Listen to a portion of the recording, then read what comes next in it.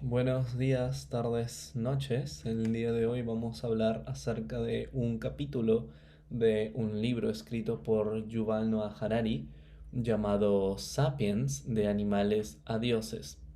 Entonces, un poquito vamos a empezar ahondando en quién es nuestro autor, quién es Yuval Noah Harari.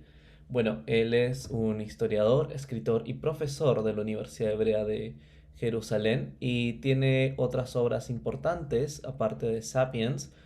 Él es israelí, pero bueno, tiene raíces en Europa Oriental. Su abuela era polaca y llegó a Palestina. Él creció en Italia. Y bueno, finalmente estudió historia y relaciones internacionales a los 17 años y se especializó en historia medieval y militar a los 22, cuando completó su maestría en el Departamento de Historia de la Universidad Hebrea de Jerusalén y actualmente es profesor de esta misma universidad. Bueno, entonces, ¿de qué trata la obra? Bueno, el capítulo del que vamos a hablar hoy día, las ruedas de la industria, como la energía. La energía es el primer punto más importante que toca Harari en este episodio, en este capítulo, y nos habla un poco de las maneras en las que los seres humanos solíamos obtener energía. Inicia contándonos cómo la principal energía durante la época medieval, durante la época antigua, era el uso de los músculos, de la fuerza humana, la máquina orgánica. Era una persona o un animal, ya sean los caballos o los bueyes o los humanos para construir, ¿no?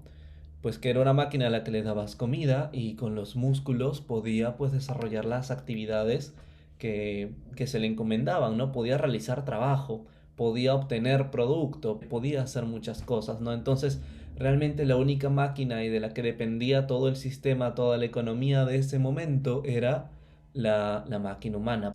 No fue sino ya hasta más o menos el siglo XVIII, alrededor de los inicios del siglo XVIII, que por fin se descubre un nuevo tipo de energía que podía utilizarse. Y esta es la famosa energía calorífica, a partir de la cual surgen muchos inventos como las máquinas a vapor, los trenes. Más adelante, ese pequeño proceso evolucionó y se fue transformando, se fue adoptando inicialmente en las minas de carbón. Se conectaba engranajes a pistones y generaba movimiento. Aquí tenemos algunos ejemplos, ¿no?, de las máquinas de vapor iniciales.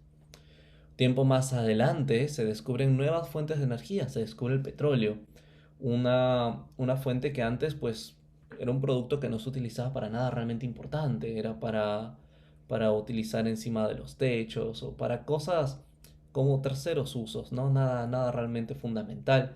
Sin embargo, hoy en día y desde que se descubrió su uso para la energía, se ha vuelto una de las partes principales de la economía mundial, causante de guerras, y pues de muchos conflictos internacionales por la pertenencia de este material. Y pues derivándose de la energía del petróleo, más adelante se empezaría a utilizar la energía eléctrica, que es la que hoy en día todos tenemos en casa, y su descubrimiento pues implicó una gran revolución en los métodos de las industrias. Cada vez que se generaba una innovación en la tecnología de la energía, se empezaba a necesitar menos y menos de esta máquina orgánica de humanos de la que estábamos hablando al inicio. Un punto importante de esta primera parte es que el sol produce muchísima más energía de lo que podríamos producir con petróleo en un año. Creo que empiezan a haber un poco de conflictos de intereses, ¿no? Por las industrias petroleras que han hecho millonarios a tantas personas y que claramente no convendría que de pronto se cese y se empiece a utilizar otro tipo de energías más renovables, ¿no? Una cita que me pareció muy interesante del libro fue que esta que estoy mostrando ahora: todas las actividades e industrias humanas juntas consumen alrededor de 500 exajulios anuales, lo cual equivale a la cantidad de energía que la Tierra recibe del Sol en solo 90 minutos. Es fácil afirmar que hay posibles conflictos de intereses. Seguimos. Ahora vamos a hablar de otro tipo de máquina orgánica que no es el ser humano, y este es el ganado. Esta es una de las partes más crudas de este capítulo, esta es una de las partes más duras de leer en esta parte del libro, porque nos habla de una verdad que muchos de hecho conocemos, muchos estamos conscientes de ella, pero preferimos por el sentido de negación de nuestro cerebro no pensar en ello, preferimos negarlo, o no necesariamente negarlo, pero simplemente omitirlo de nuestros pensamientos y abandonarlo en el subconsciente. Los animales de granja dejaron de verse como criaturas vivas que podían sentir dolor y angustia, en cambio empezaron a ser tratados como máquinas. Cuando ves la publicidad de granjas y ves pues a las vaquitas en el campo, en los tarros de gloria, o a los cerditos felices en las portadas de los camiones que transportan carne, pues claramente vemos que no es así. ¿Y por qué no es así? Nos preguntaremos, ¿qué está pasando? ¿Por qué se trata así a los animales? Y es que realmente los animales se ven como un producto que solo tiene necesidades objetivas y no necesidades subjetivas. Las necesidades subjetivas son las necesidades que no necesariamente implican la supervivencia del animal. ¿Por qué? Porque el animal puede vivir sin ellas, pero implican un buen estado de bienestar mental. Esto de las necesidades subjetivas no es algo que se inventa Harari. Esto es algo que se había demostrado desde mucho tiempo atrás con un experimento llamado monos de Harlow. Este experimento fue hecho por el científico Harlow, el cual demostró que los animales tienen necesidades que van más allá de la alimentación o la reproducción. ¿Cómo funcionaba el experimento? Pues rápidamente explicado, a los monitos se les separó de sus madres desde muy pequeños y se les puso enfrente dos madres artificiales, una de alambre, una de metal y otra que era de trapo que se parecía más a la mamá mona real. ¿Y qué pasaba? La mamá de alambre tenía un frasco de leche del cual los monos podían tomar. La mamá de trapo no tenía nada. Y lo que se esperaba es que, pues, por biología pura, los monos se acercaran mucho más a la madre de alambre porque, pues, tiene comida. Y se pensaba en los animales de esa forma, ¿no? Más como máquinas que necesitan comida y solo van a ir instintivamente hacia lo que les dé de comer. Pero no fue así. Para sorpresa de Harlow, los monos preferían pasar el tiempo con la madre de trapo. Y como podemos ver en esta imagen, incluso para comer, los monos se juntaban con la madre de trapo y se extendían para alcanzar a la leche que daba la madre de alambre, pero sin pasar tiempo con ella.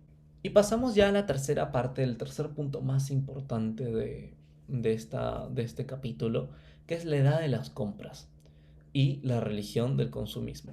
Inicialmente en la Edad Media existía un concepto de ética que abarcaba mucho la austeridad, la pobreza, incluso en las religiones podemos ver en el cristianismo, bienaventurados los pobres porque de ellos será el reino de los cielos. Entonces se predicaba mucho poder vivir en austeridad, poder vivir con bajos recursos, porque la sociedad de ese entonces así lo requería.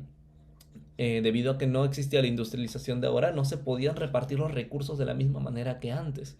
Entonces los lujos y las cosas difíciles de conseguir para las que había poquísima oferta era reservada para los nobles o los aristócratas, mientras que el pueblo pues tenía que acostumbrarse a vivir con poco. Y entonces se tenía esta política de austeridad, ¿no? Se tenía esta costumbre de que era bueno ser austero, era bueno tener poco. Pero ¿qué pasó ya con la venida del capitalismo? Que esta ética de la austeridad es cambiada por una nueva ética llamada ética del consumismo. ¿Por qué? Porque ahora ya no era lo mejor o lo adecuado o lo que se veía bien vivir en austeridad. Ahora lo que se ve bien, o bueno, lo que entre comillas se ve bien, es el consumismo. Acá lo he representado con una imagen de una tienda de ropa excesivamente cara.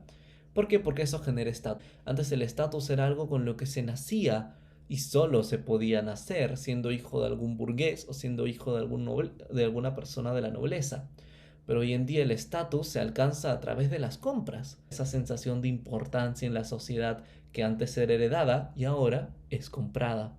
Uno de los puntos más importantes que toca Harari en esta parte es la obesidad y cómo la obesidad es un doble triunfo del consumismo, que aquí la cultura del consumismo tiene un gana y gana, porque por un lado genera gente obesa que consume muchísimos productos de comida y al generar este problema de la obesidad también vende una solución, que es el consumir comida saludable y baja en calorías, que a veces incluso es más cara que la comida que provoca obesidad. Entonces, de los dos lados, seas obeso o quieres cuidarte, igual caes en el consumismo. Harari nos mencionaba también cómo las religiones, en todos los casos de ética de cada religión, era algo que nadie de los adeptos podía cumplir. El capitalismo es la única religión perfecta, consumismo en el cual los partícipes de esta la cumplen realmente y a cabalidad. Y es que sí.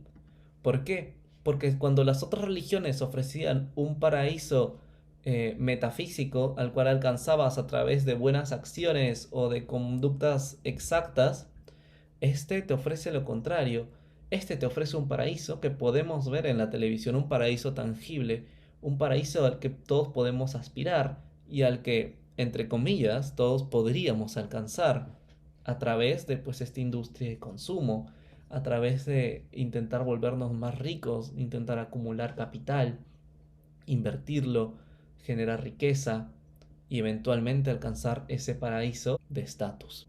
Y bueno, esta ha sido mi reflexión, mi pequeño ensayo sobre este capítulo del libro de Harari que se llamaba Las ruedas de la industria. Espero lo hayan disfrutado y muchas gracias.